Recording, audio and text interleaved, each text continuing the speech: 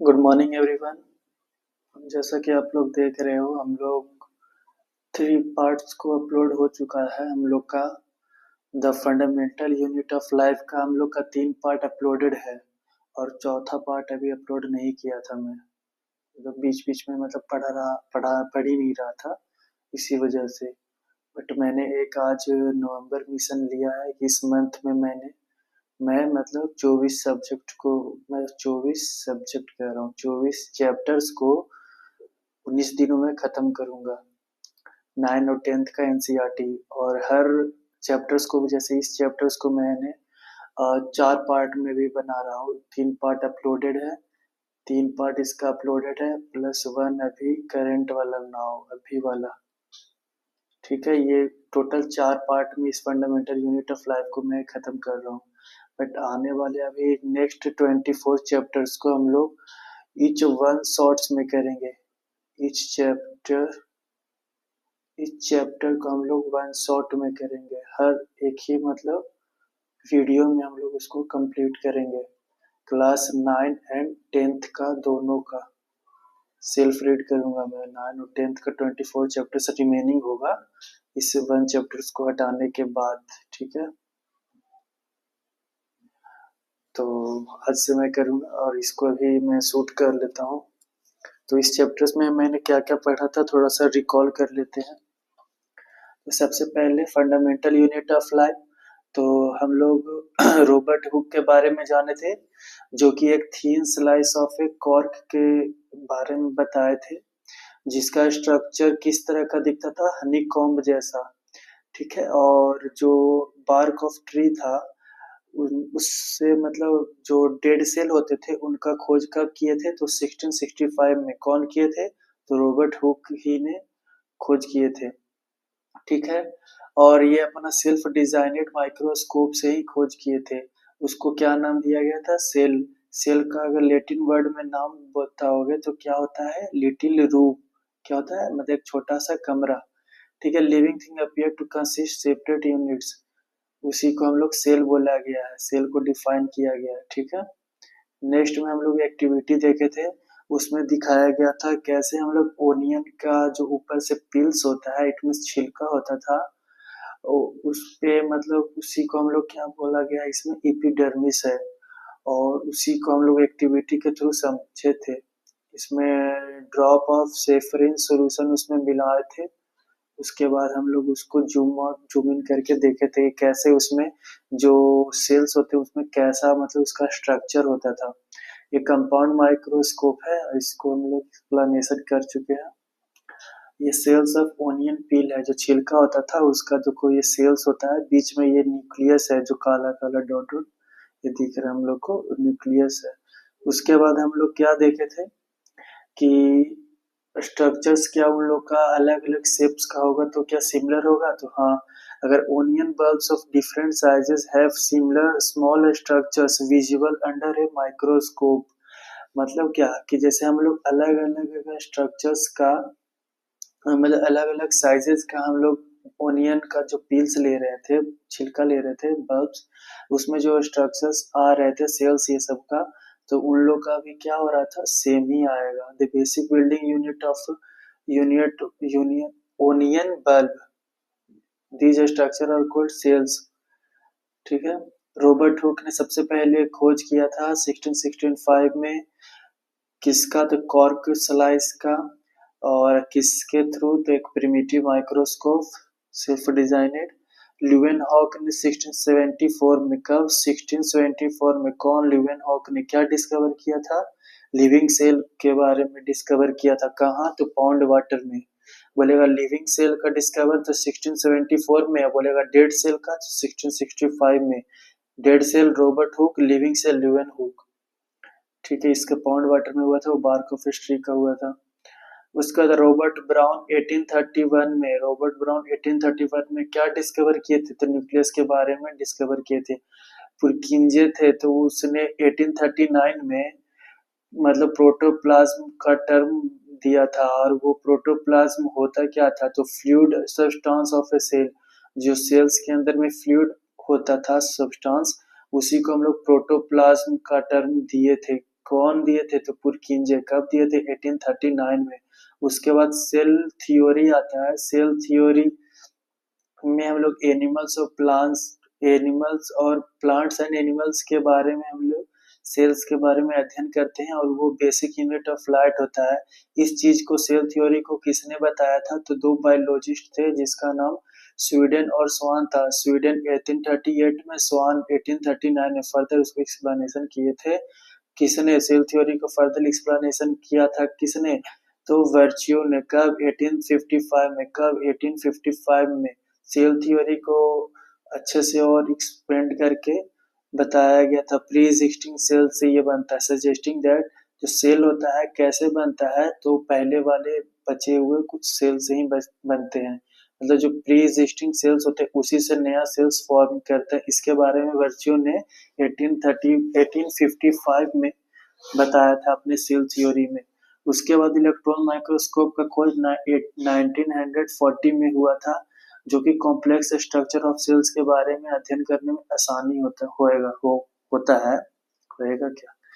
अच्छा, magnification, the invention of magnifying lenses lens to discovery of microscopic world. अच्छा, magnifying lenses का discovery के कारण माइक्रोस्कोपिक वर्ल्ड में बहुत मतलब अच्छा चलने लगा। समझ रहे हो ना? Whole whole organism as in amoeba, chlamydomonas, paramecium bacteria, ये सारे सिंगल सेल्स होते हैं। अमीबा, कैलिमडोमनस, पैरामीशिया, बैक्टीरिया, ये सब कैसा सेल्स है? तो सिंगल सेलेड सेल्स है, यूनिसेलुलर है। कैसा है? Unicellular, single cell. और जिसके पास बहुत सारे सेल्स होते हैं सिंगल बॉडी में, और डिफरेंट फंक्शंस वो परफॉर्म करते हैं। अलग अलग अगर सेल्स होंगे तो वो क्या करेंगे? अलग अलग फंक्शंस परफॉर्म करेंगे। इसीलिए उन लोगों को मल्टीसेलुलर ऑर्गेनिज्म बोलते हैं। जैसे में फंगी, प्लांट्स एंड एनिमल्स, ये सब क्या है? मल्टीसेलुलर ऑर्गेनिज्म है।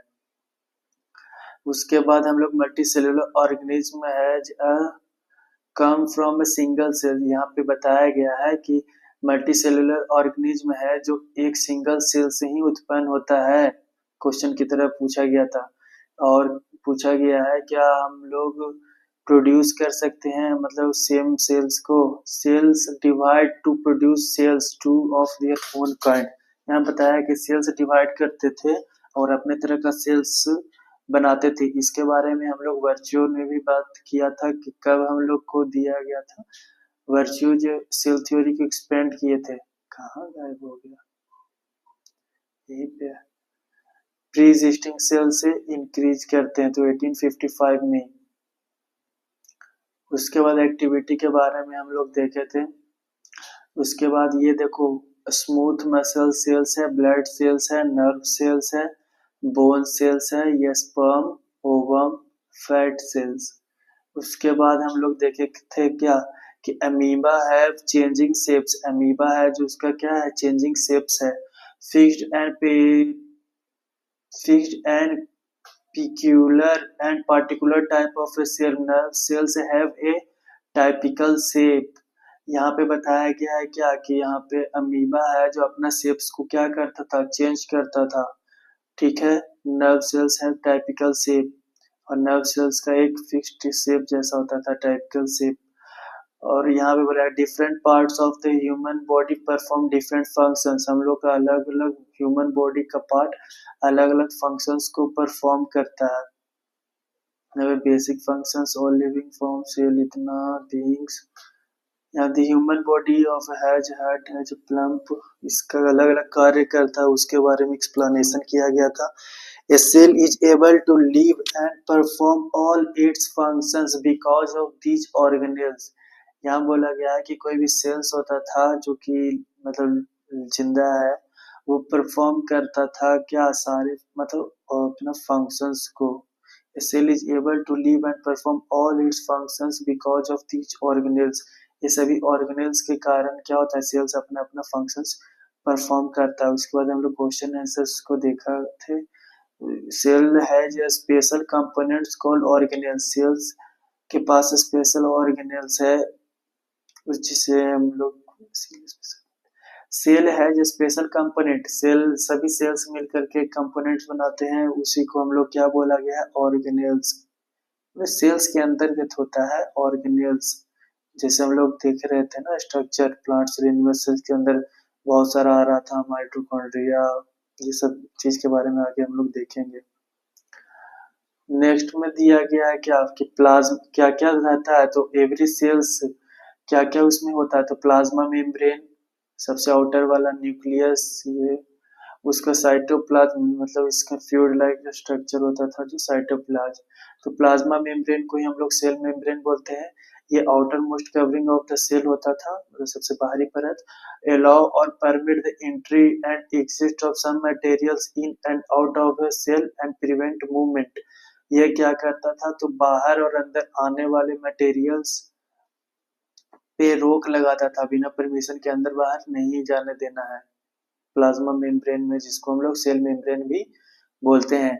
सिलेक्टिवली परमिएबल मेम्ब्रेन भी किस इससे बोला जाता है, तो प्लाज्मा मेम्ब्रेन को ही बोला जाता है। क्यों बोला जाता है, क्योंकि ये परमिट्स करता है सभी को एक बार एक जांच करके। ठीक है। Some substances like carbon dioxide और oxygen can move across the cell membrane by a process of called diffusion.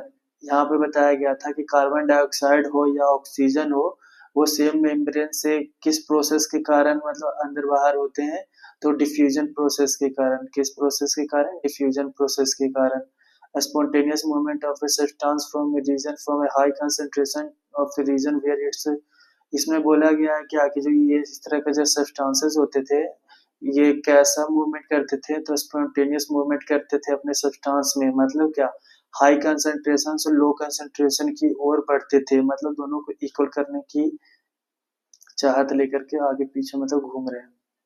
मतलब समझो, यहाँ पे फोटो भी होगा कि हाई कंसंट्रेशन से लो कंसंट्रेशन की ओर जाना, मतलब अंदर से बाहर या बाहर से अंदर भी जा सकता है।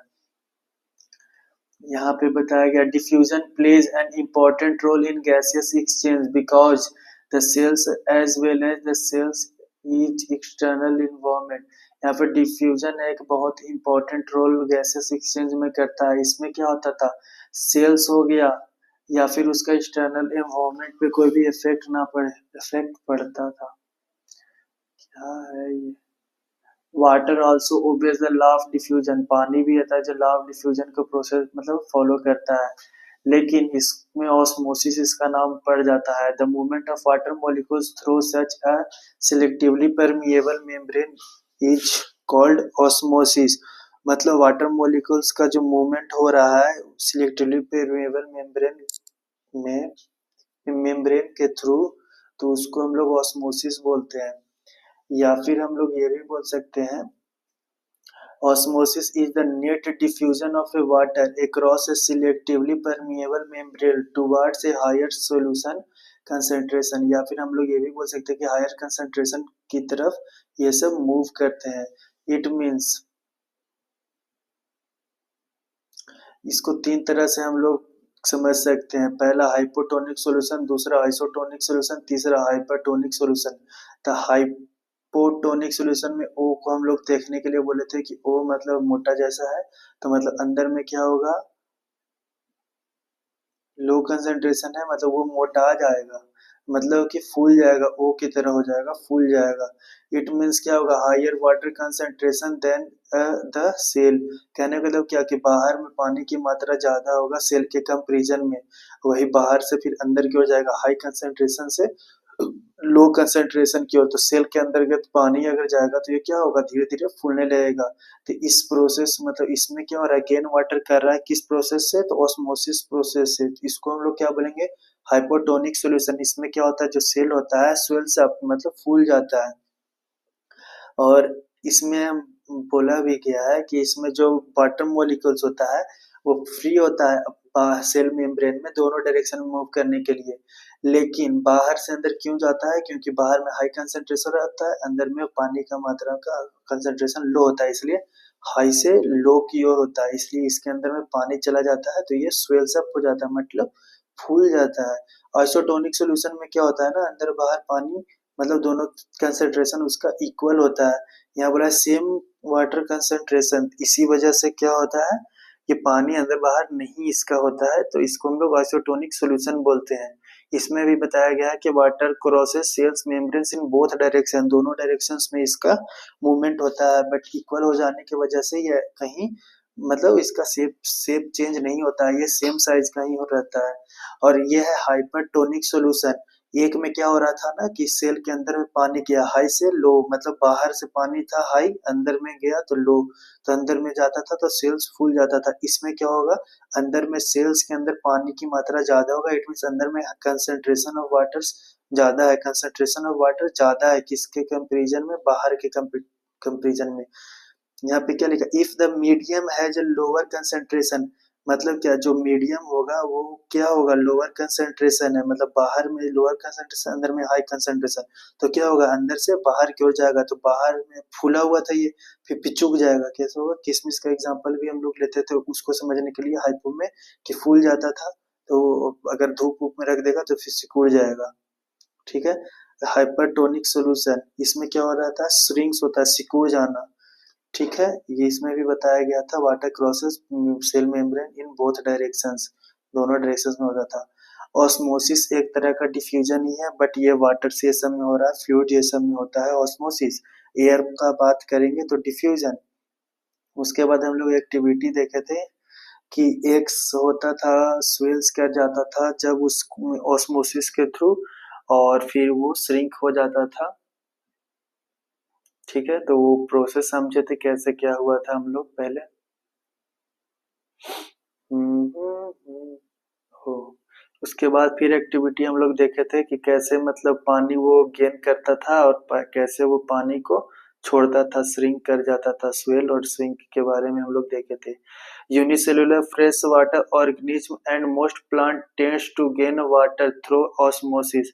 यहाँ बताया गया है कि यूनिसेलुलर फ्रेश वाटर ऑर्गेनिज्म है, या फिर बहुत ऐसे प्लांट सेल्स हैं जो कि पानी गेन करते हैं ऑस्मोसिस प्रोसेस के कारण, ऑस्मोसिस के थ्रू। और बताया गया है absorptions of water by plants roots is also an examples of osmosis. मतलब क्या, जो प्लांट्स अपने पानी लेते हैं जमीन से अपने रूट्स के थ्रू, तो वो भी एक तरह का ऑस्मोसिस का एग्जांपल्स ही है। उसके बाद यहाँ पे कुछ एक्सप्लेनेशन है कि डिफ्यूजन है जो इम्पोर्टेंट कैसे है गैसियस वाटर, मतलब सेल्स के कंपेरिजन में, उसके बारे में देखे थे। यहाँ एक और मेन पॉइंट है हम लोग का, the plasma membrane is flexible and is made up of organism molecules called lipids and proteins. यहाँ पे प्लाज्मा मेम्ब्रेन है जो कि फ्लेक्सिबल होता है, और ये किस तरह का मतलब ऑर्गेनिज्म मतलब बना होता है किस किस मॉलिक्यूल्स से, तो उसको हम लोग क्या बोलते हैं, लिपिड्स बोलते हैं, या फिर हम लोग क्या बोलते हैं, प्रोटीन बोलते हैं। Through an electron through an electron microscope, हम लोग इसको इलेक्ट्रॉन माइक्रोस्कोप से देख सकते हैं। The flexibility of a cell membrane also enables the cell to engulf in food and other materials from its external environment. Such process is known as cytosis. Indo मतलब ही हम लोग क्या बोले थे, अंदर। इसमें क्या हो रहा है ना, कोई भी सेल मेम्ब्रेन्स है तो फूड को अपने अंदर क्यों ले रहा है, जैसे इसमें एग्जांपल्स में अमीबा का बारे में बताया कि इसके बाहर में मान लेते ये फूड है, ये अमीबा है, इसका न्यूक्लियस है, तो इसका शेप चेंज हो रहा है और इस फूड को अंदर की ओर ले जाने के लिए बढ़ रहा है।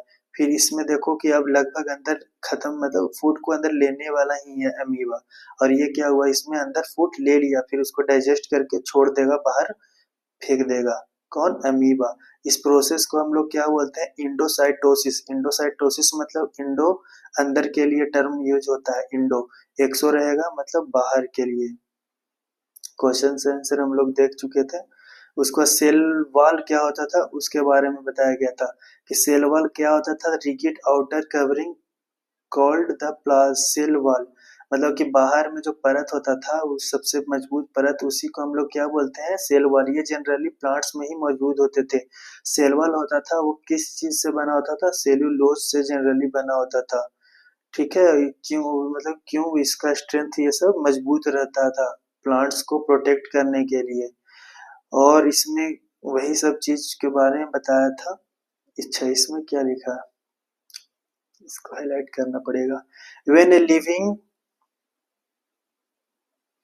When a living plant cells loses water through osmosis, there is a shrinkage or contractions of the contents of the cell away from the cell wall. This phenomenon is called plasmolysis. इसमें बताया गया है कि कैसे मतलब कोई भी अगर लिविंग प्लांट सेल है, अगर वो अपना मतलब पानी को लॉस कर रहा है, इट मीन्स वो कौन सा प्रोसेस होगा,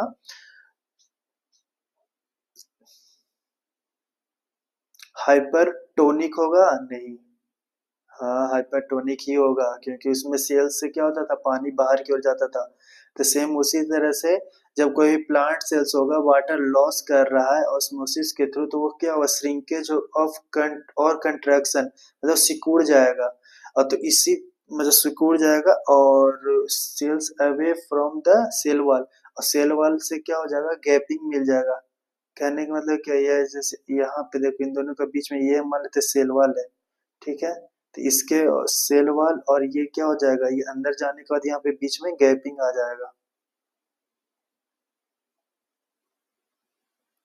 इसी को हम लोग क्या बोलते हैं, plasmolysis. Plasmolysis is a process in which living plant cells loses water through osmosis.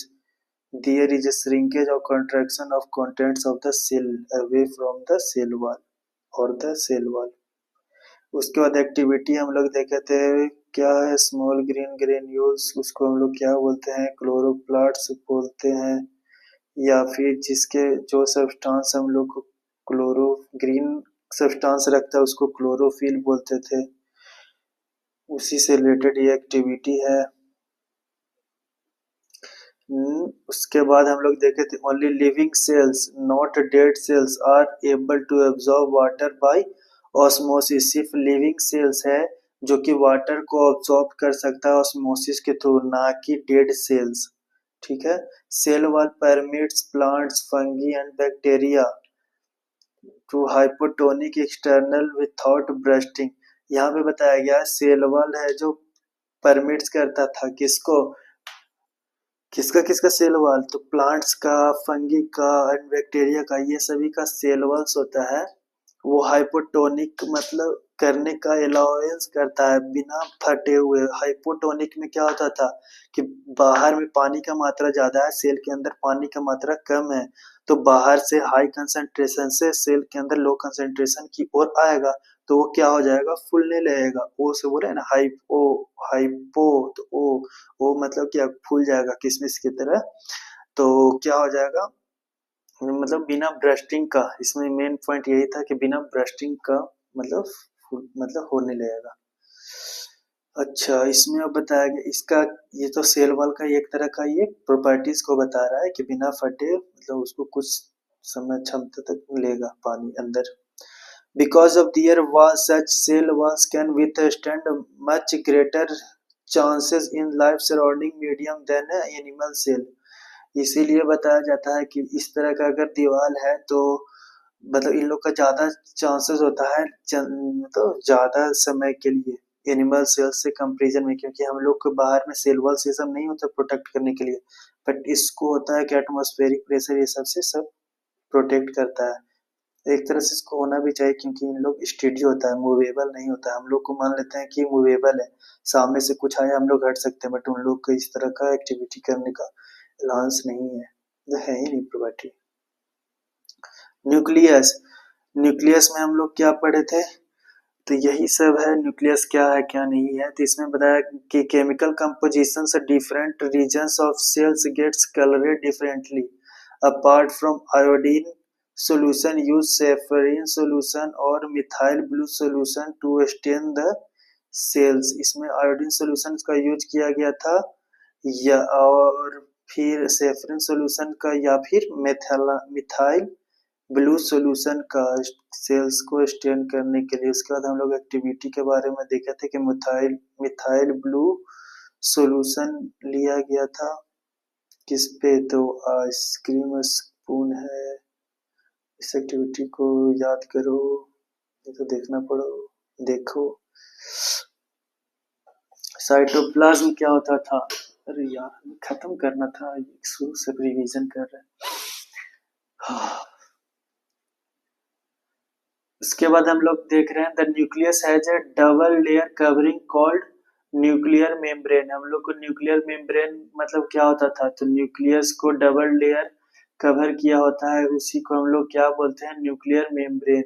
Nucleus को जो डबल लेयर कवरिंग है उसी को हम लोग क्या बोलते हैं, न्यूक्लियस मेम्ब्रेन। जो न्यूक्लियर मेम्ब्रेन है उसके साथ क्या होता है, पोरस होता है, रिश्तेदार धागा।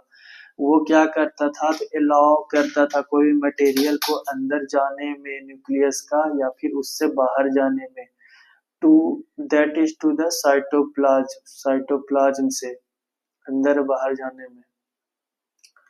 विच वी टॉक अबाउट, इसको आगे बारे में आगे में हम लोग देखने वाले हैं। क्रोमोसोम्स होता है, उसके अंदर रोड लाइक स्ट्रक्चर्स होता है, रोड शेप्ड स्ट्रक्चर्स होते हैं। क्रोमोसोम्स कंटेन इंफॉर्मेशन, मतलब क्रोमोसोम्स होते हैं अपने साथ कुछ इंफॉर्मेशन रखते हैं। Inheritance of characters from parents to next generation, मतलब अपने पूर्वजों से उनको अंदर कुछ न कुछ गुण आते रहता है in the form of DNA, DNA के साथ। जैसे डीएनए का फुल फॉर्म क्या होता है, deoxyribonucleic acid, deoxyribonucleic acid होता है। Chromosomes are composed of DNA and proteins. Chromosomes मतलब क्या क्या कंटेंट्स करता है, क्या क्या कंपोस्ट करता है, तो डीएनए और प्रोटीन। कौन, क्रोमोसोम्स। डीएनए मॉलिक्यूल्स होते हैं, वो इंफॉर्मेशंस भी कैरी करते हैं, कोई भी ऑर्गेनिज्म कैसे कंस्ट्रक्टिंग कर रहे हैं, ऑर्गेनिज्म सेल्स कैसे बनते हैं। Functional segments of DNA are called genes. Functional segments genes के डीएनए के होते हैं, उसे क्या बोलते हैं, genes. Functional segments of DNA को क्या बोलते हैं, जीन्स बोलते हैं। और which is not a dividing, ये जो कि बैठता नहीं है, कौन, genes. This DNA is represent as a part of a chromatic material. इस तरह का डीएनए होता है जो क्रोमेटिक मटेरियल्स का पार्ट होता है। क्रोमेटिक मटेरियल्स कैसा दिखता है, तो entangled mass of A thread like structure, मतलब कि मुड़ा हुआ दिखता है, सेल वाल, मतलब धागे, रिश्तेदार धागे जिस तरह का दिखता है। कौन, क्रोमेटिन। कौन, क्रोमेटिन मटेरियल्स। कौन, क्रोमेटिन मटेरियल्स। उसके बाद एक्सप्लेनेशन है कैसे क्या कुछ इंपॉर्टेंट था, जो जैसे में the nucleus plays a central role in cellular reproduction. जो न्यूक्लियस होता है जो सेंट्रल रोल प्ले करता है किस चीज में, रिप्रोडक्शन में। This the process in which single cells and form new two new cells. उसके बाद undefined nucleus region. Undefined nucleus region contains only nucleoid, nucleic acid is called nucleoid. यहाँ पे बताया गया है कि जो अनडिफाइंड न्यूक्लियर रीजन है किसके अंदर, न्यूक्लिक एसिड के अंदर, उसी को हम लोग क्या बोलते हैं, न्यूक्लियोइड। अनडिफाइंड न्यूक्लियर रीजन, इसका मतलब कि जो इसका न्यूक्लियर रीजन है वो कंप्लीट नहीं है और उसके अंदर न्यूक्लिक एसिड प्रेजेंट होता है, उसी को हम लोग क्या बोलते हैं, न्यूक्लियोइड बोलते हैं। इस तरह के ऑर्गेनिज्म को हम लोग क्या बोलते हैं कि लैक ऑफ न्यूक्लियर मेम्ब्रेन, इसमें न्यूक्लियर मेम्ब्रेन का कमी होता है, इसीलिए हम लोग इन लोग को प्रोकैरियोट्स बोलते हैं। प्रोकैरियोट्स मतलब प्रो बनने के लिए कैरी कर रहा है, मतलब प्रोकैरियोट्स है। प्रो मतलब लू नहीं, वो नहीं, प्रो मतलब इसमें न्यूक्लियस रीजन डेवलप्ड नहीं है। प्रो मतलब होता है प्रिमिटिव और प्राइमरी, मतलब ये स्टार्टिंग ही कर रहा है इसमें न्यूक्लियस ये सब फॉर्म करना। क्रियोटिन मतलब क्रियोटिन ही होता है, तो प्रो मतलब प्रिमिटिव या प्राइमरी ही समझ सकते हो। जैसे प्रिमिटिव माइक्रोस्कोप दिया था, मतलब प्राइमरी माइक्रोस्कोप जैसे स्टार्टिंग में जो दिया था रॉबर्ट हुक के टाइम पे। प्रोकैरियोटिक सेल्स होता है, उसमें साइटोप्लाज्मिक ऑर्गेनेल्स का कमी भी होता है। प्रोकैरियोटिक सेल्स होता है उसका में कमी होता है, किसका, साइटोप्लाज्मिक ऑर्गेनेल्स का कमी होता है present in eukaryotic cells. Prokaryotic cells होता है इसमें लैक उतना होता है। Oh my God. The chlorophyll in a photosynthesis prokaryotic bacteria is associated with the membranous vesicles. Bag like structure but not with the plastids as in eukaryotic cells. कहने का मतलब क्या, जो क्लोरोफिल ये सब होता है किसमें, फोटोसिंथेटिक प्रोकैरियोटिक बैक्टीरिया में। ये अलग अलग तरह का क्या हम पढ़ रहे हैं इसमें, इधर है क्या नहीं। The chromatic material in photosynthetic prokaryotic bacteria is associated with the membranous vesicles। vesicles मतलब होता है कि बैग लाइक स्ट्रक्चर्स, जो बैग का शेप में होता है, but not with the plastids as in eukaryotic cells। but plastids में नहीं, जो कि eukaryotic cells में है।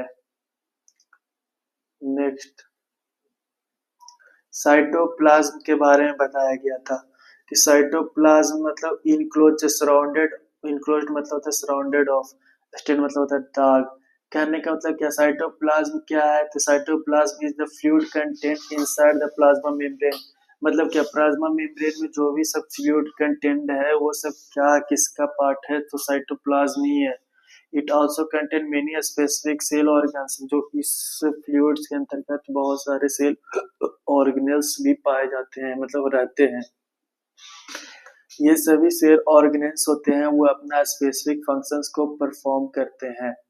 यहाँ बताया गया कि viruses lack any membrane and hence not show the characteristics of life. कहने का मतलब क्या, जब भी कोई भी वायरस है अगर कोई भी बिना मेम्ब्रेन का वो अगर मिल रहेगा तो वो लाइफ को नहीं दिखाएगा, कि मतलब वो लिविंग ही नहीं है, नॉन लिविंग की तरह उसका बिहेवियर रहेगा। बट जैसे ही उसको कोई भी होस्ट सेल मिलता है, कोई भी बॉडी मिलता है, लिविंग बॉडी मिलता है, तो वो सेल मशीनरी टू मल्टीप्लाई, तब उसका जो सेल मतलब खुद को मल्टीप्लाई करने लगता है जीवित की तरह।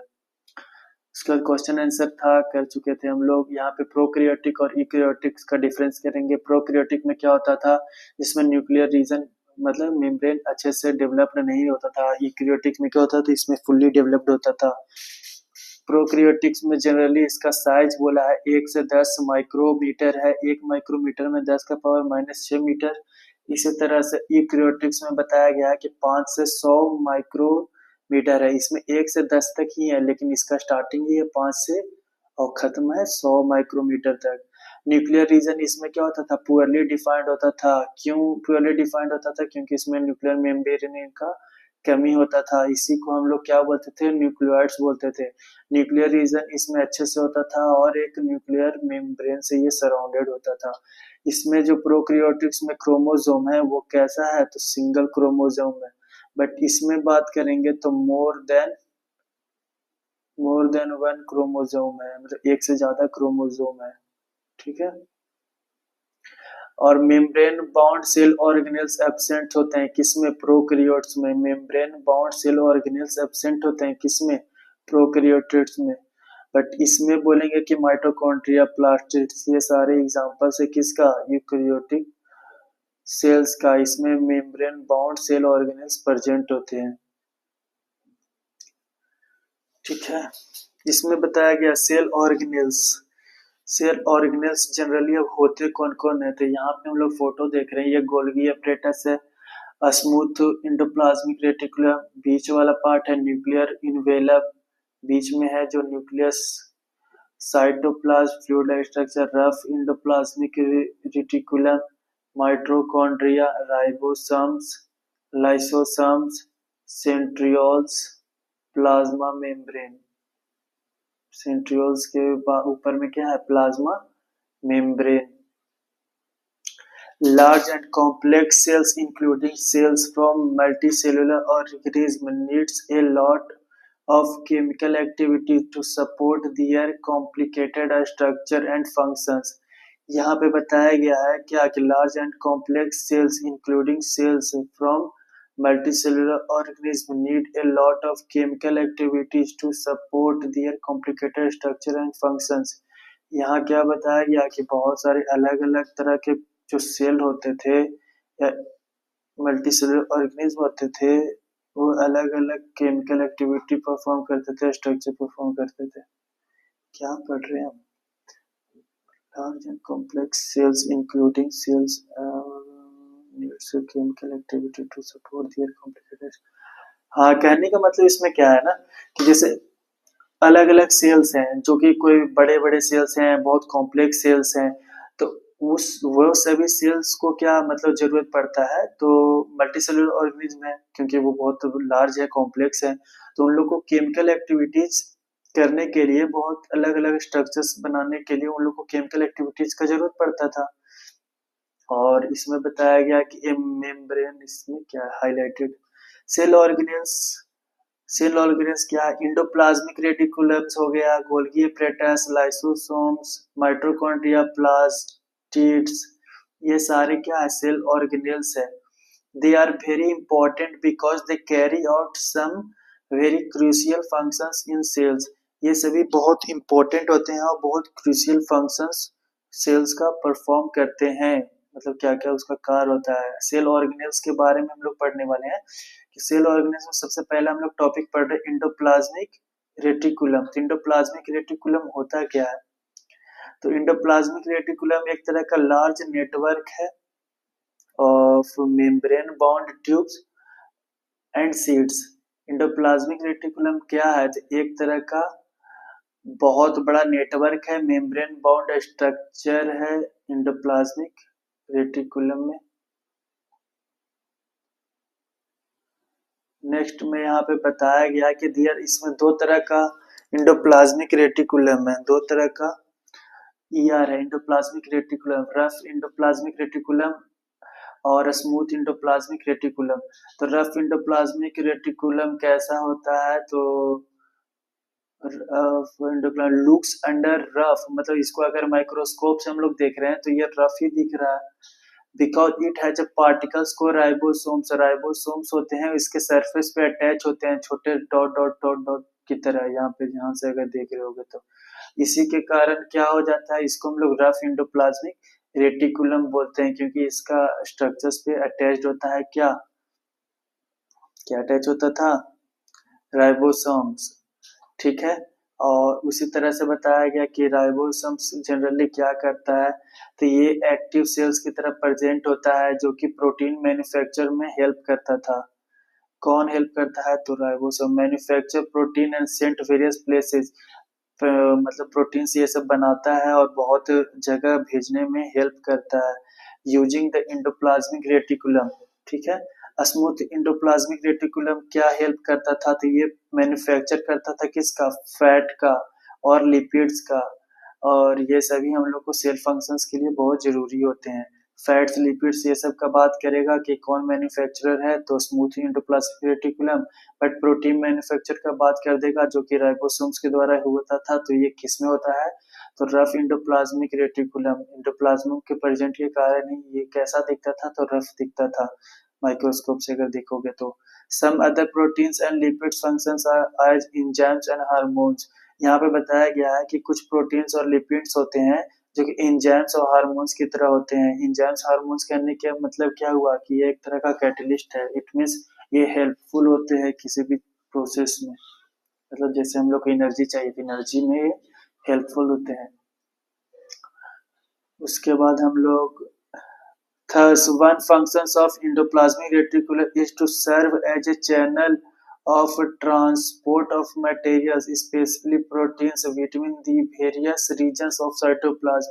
ये क्या बता रहा है, इंडोप्लाज्मिक रेटिकुलम का सबसे इम्पोर्टेंट मतलब क्या है, जो कि मटेरियल्स ये सब को ट्रांसपोर्ट करता है, प्रोटीन्स ये सब अलग अलग पूरे साइटोप्लाज्म में और फिर न्यूक्लियस में भी, between the cytoplasm or between the cytoplasm and nucleus।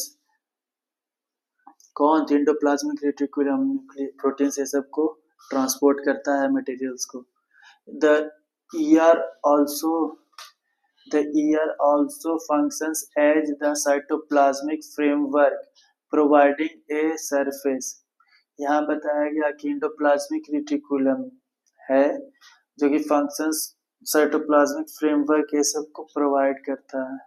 क्या हुआ तेरा वादा, for some of biological activities of the cell in the cell living in the liver cell of the group of animals called vertebrates।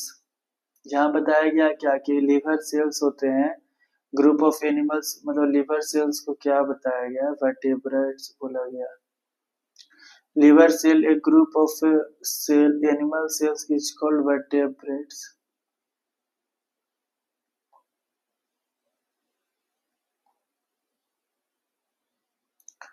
ये detoxifying करता था बहुत सारे poisons और ड्रग्स को। कौन? Smooth endoplasmic reticulum. कौन? Smooth endoplasmic reticulum.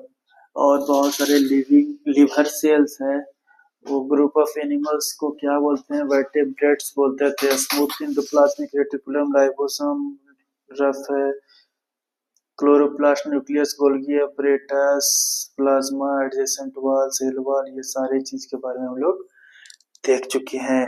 अरे भाई कब आएगा? बहुत दूर है। गोल्गी अपरेटस के बारे में हम लोग अब जानेंगे, ठीक है। तो गोल्गी अपरेटस क्या होता था? Golgi apparatus first described as Camillo Golgi consist of system membrane bounded इतना इतना इतना। कहने का मतलब क्या? ये गोल्गी अपरेटस क्या करता था? ये एक तरह का थैली की तरह होता था, और सिस्टर्न हो गया ना, ढेर मतलब बहुत सारा उसमें मतलब अंदर रखा गया। ये कैमेलियो गोल्गी क्या है? साइंटिस्ट का नाम है जो कि गोल्गी के बारे में सबसे प्रथम पहले बताए थे। इसका फंक्शंस जनरली क्या होता है उससे याद रहेगा। इसका फंक्शंस होता है जनरली स्टोरेज का, या फिर मॉडिफिकेशन, या फिर पैकेजिंग का, कोई भी प्रोडक्ट ऑफ वेसिकल्स में। इसका फंक्शंस क्या होता था? Storage, storage vesicles, storage vesicles. इसका फंक्शंस होता है स्टोरेज के लिए, मॉडिफिकेशन के लिए, पैकेजिंग के लिए, product in vesicles. Golgi apparatus है जो फॉर्मेशन ऑफ लाइसोसोम्स में भी हेल्प करता था। गोल्गी अपरेटस है जो लाइसोसोम्स के फॉर्मेशन में भी हेल्प करता है। गोल्गी अपरेटस भी है जो क्या करता है? फॉर्मेशन ऑफ लाइसोसोम्स में हेल्प करता था। उसके बाद ये इनका साइंटिस्ट के बारे में हम लोग पढ़े थे। नेक्स्ट में दिया है लाइसोसोम्स को कौन यहाँ पे लिखा है कि Golgi apparatus also involve in the formation of lysosome. जो गोल्गी है, गोल्गी अपरेटस, वो हेल्प मतलब फॉर्मेशन ऑफ लाइसोसोम्स में भी इन्वॉल्वेड है, मतलब इन्वॉल्व है। कैसे? तो यहाँ पे बताया गया लाइसोसोम्स क्या है, तो मेम्ब्रेन बाउंड सेल्स है। लाइसोसोम्स क्या है? Membrane bound, lysosomes are membrane bound enzymes.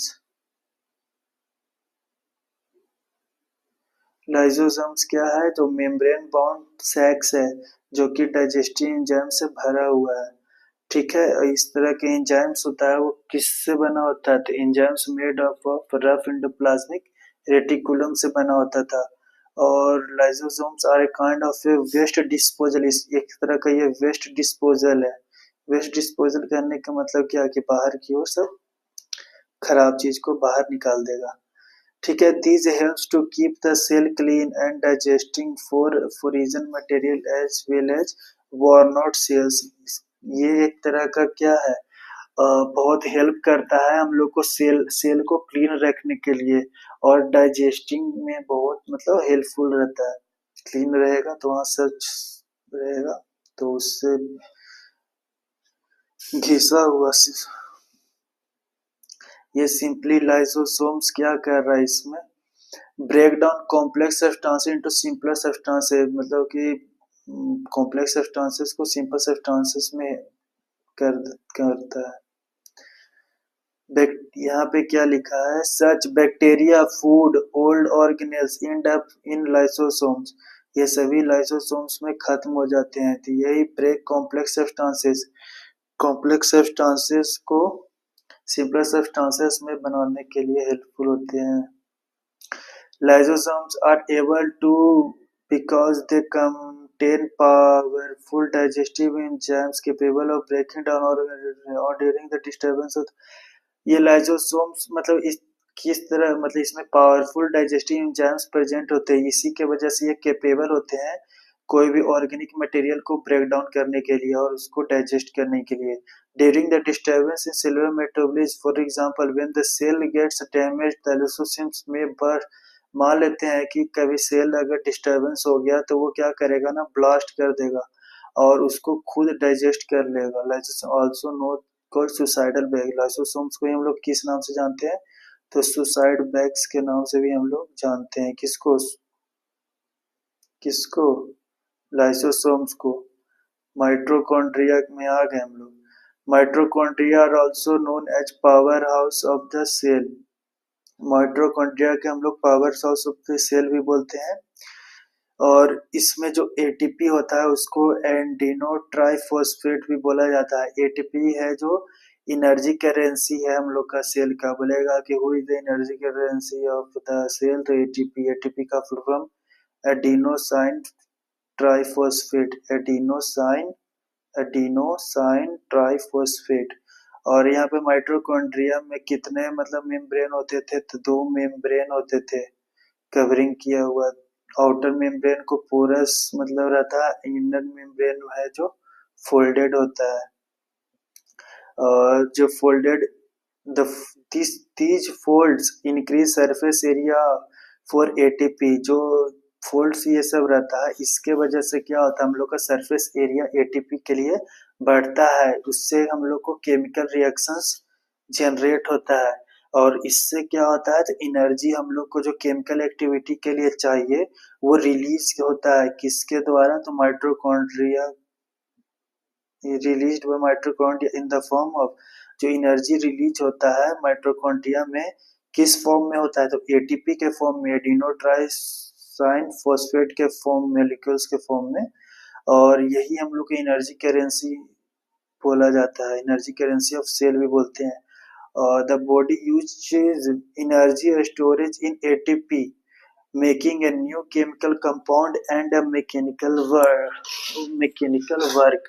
यही मतलब जो बॉडी में हम लोग को जो एनर्जी स्टोर्ड होता है वो एटीपी के फॉर्म में होता है और हम लोग को केमिकल कंपाउंड्स ये सब बनता है जिससे हम लोग मैकेनिकल वर्क कर सकते हैं, करते हैं। Mitochondria are strange organelles in the sense that they have, ये एक तरह का स्ट्रेंज ऑर्गेनेल्स है जिसके पास डीएनए और राइबोसोम्स दोनों है। इसीलिए हम लोग बोलते हैं कि mitochondria are able to make some of their own protein. इसलिए हम लोग बोल सकते हैं कि माइटोकॉन्ड्रिया अपना खुद का प्रोटीन बना सकता है, बनाता है। माइटोकॉन्ड्रिया के पास डीएनए और राइबोसोम्स दोनों होता है। अब हम लोग पढ़ेंगे प्लास्टिड्स। भाई साहब इतना रिवीजन में टाइम चला गया।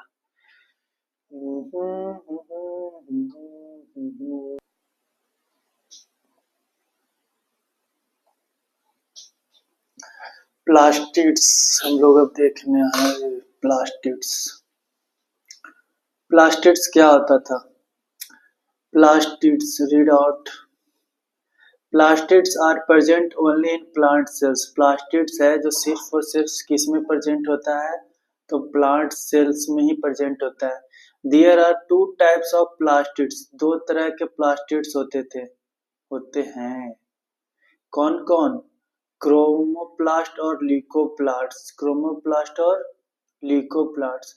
यहाँ पे क्रोमोप्लास्ट कैसा है, तो कलर्ड प्लास्टिड्स है। कैसा प्लास्टिड्स है ये, कलर्ड प्लास्टिड्स है, कलरेड प्लास्टिड्स।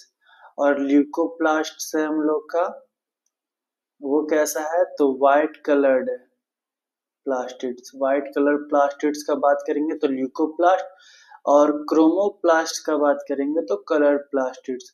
यहाँ पे बताया गया है chromoplast containing the pigment chlorophylls are known as chloroplasts. यहाँ पे भी ये सब इम्पोर्टेंट ही है। हाइलाइटर चेंज करता हूँ। यहाँ बताया गया कि क्रोमोप्लास्ट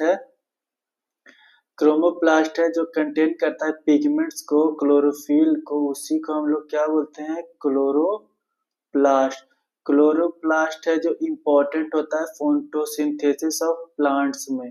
क्लोरोप्लास्ट है जो कि ग्रीनिश सेफ नहीं रहेगा, क्लोरोप्लास्ट होता है। Also varies yellow orange pigments in the addition of chlorophyll. यहाँ पे बताया गया है क्या कि क्लोरोप्लास्ट होता है, सिर्फ और सिर्फ यहाँ पे ग्रीन का बात नहीं है, यहाँ पे क्या क्या कौन कौन कलर कंटेन कर सकता है, तो येलो, ऑरेंज, ये सब कंटेन करके रखता है कौन, क्लोरोप्लास्ट। येलो ही ठीक है। ल्यूकोप्लास्ट कैसा है, तो ल्यूकोप्लास्ट हम लोग का प्राइमरी ऑर्गेनेल्स है मटेरियल्स का, जो कि किसको किसको कंटेन करके रखता है, leucoplast are primary organelles in which materials such as starch, oil and proteins granules are stored. ठीक है, ल्यूकोप्लास्ट है जो हम लोग को ये सभी चीज को स्टोर करके रखता है। ल्यूकोप्लास्ट है जो कि प्राइमरी ऑर्गेनेल्स है, और ये क्या क्या मटेरियल्स के अंतर्गत होता है, तो स्टार्च, ऑयल, प्रोटीन ग्रेन्यूल्स और स्टोरेड, इसके अंदर हम लोग को ये सभी होता है। The internal organism of chloroplast consist of numerous membrane layer embedded in a material called stroma। Stroma इसी के अंतर्गत होता है कि इंटरनल और माइक्रो ऑर्गेनिज्म है, इसके अंदर क्या क्या कंटेन करता है, तो क्रोमा। ठीक है, नेक्स्ट में हम लोग को बात कर रहा है क्या कि these similar to microorganism, these microorganism, sorry,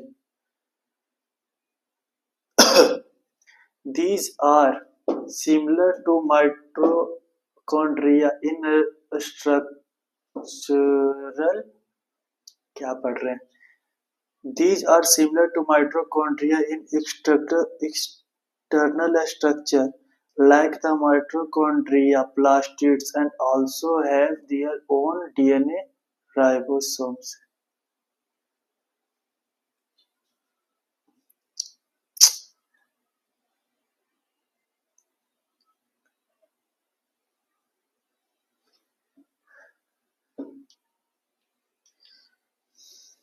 फिर से, these are similar to mitochondria in external structure। कहने का मतलब क्या हुआ कि ये सभी जो माइटोकॉन्ड्रिया मतलब ये सब माइटोकॉन्ड्रिया एक्सटर्नल स्ट्रक्चर्स की तरह होता है।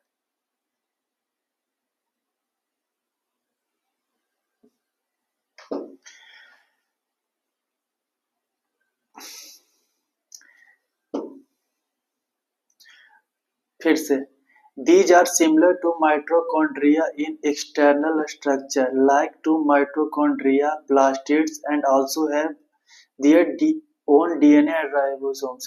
कहने का मतलब क्या, जिस तरह से माइटोकॉन्ड्रिया में डीएनए और राइबोसोम्स प्रेजेंट होता था, उसी तरह सेम प्लास्टिड्स में भी, ये प्लास्टिड्स में भी हम लोग को क्या प्रेजेंट होता है, तो डीएनए और राइबोसोम्स। ये बहुत इंपॉर्टेंट लाइन है। सबसे पहले ये क्या हमको बताया गया कि माइटोकॉन्ड्रिया की तरह इसका एक्सटर्नल स्ट्रक्चर सिमिलर होता था। पूछ देगा कि इसका एक्सटर्नल स्ट्रक्चर किस तरह का, किसके साथ मतलब सेम होता था, तो माइटोकॉन्ड्रिया के साथ। बट इसमें सबसे मेन पॉइंट यही है प्लास्टिड्स का और माइटोकॉन्ड्रिया का क्या, कि ये डीएनए और राइबोसोम्स को कंटेन करता है। कौन कौन, तो माइटोकॉन्ड्रिया एंड प्लास्टिड्स, इन दोनों को छोड़ करके कोई और ऐसा नहीं है जो कि डीएनए और राइबोसोम्स दोनों को कंटेन करता था। अच्छा, डीएनए और राइबोसोम्स कंटेन करने से क्या फायदा होता था, तो इससे ये सब अपना खुद का प्रोटीन जनरेट कर सकता था। यहाँ पे हम लोग अभी देखे थे लास्ट लाइन में, mitochondria are able to make some of their own proteins. Mitochondria अपना प्रोटीन्स खुद बना सकता था।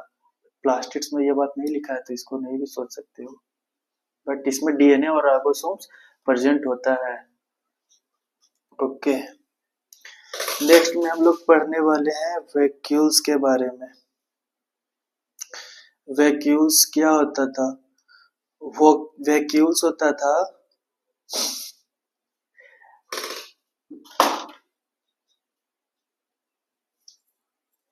वैक्यूल्स क्या होता था, vacuoles are storage sac for solid और liquid contents.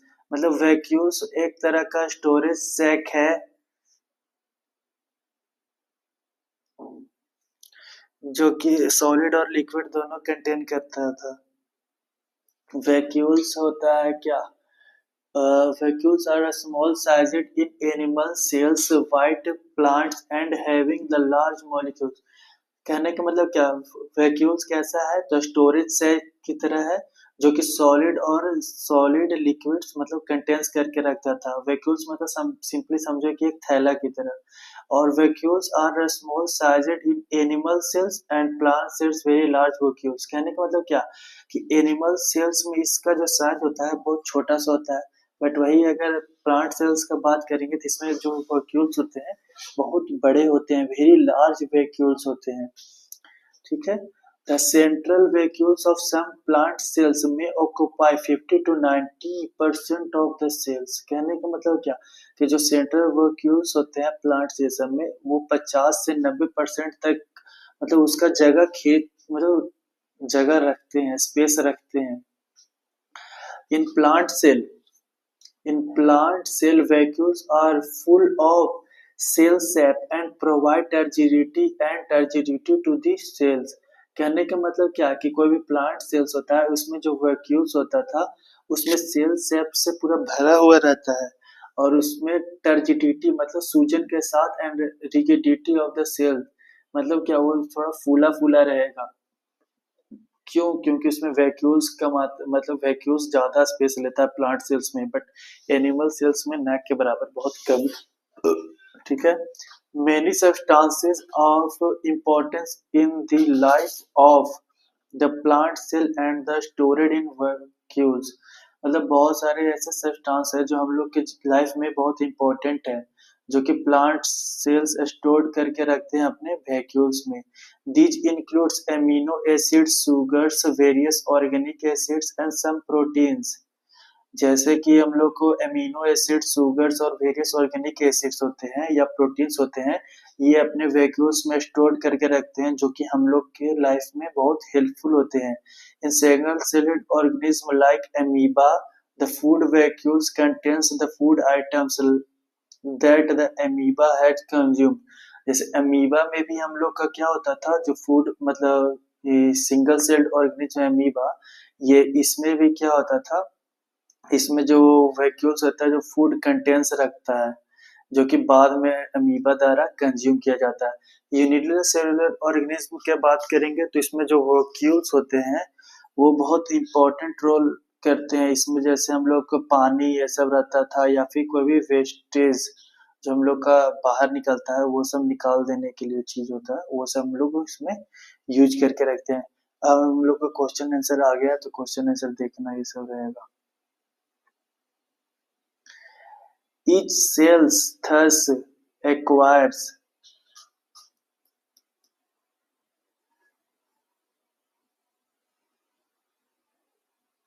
each cell thus acquires its structure and ability to functions because of organization of its membrane and organelles in a specific ways. The cells thus has a basic structure and organization.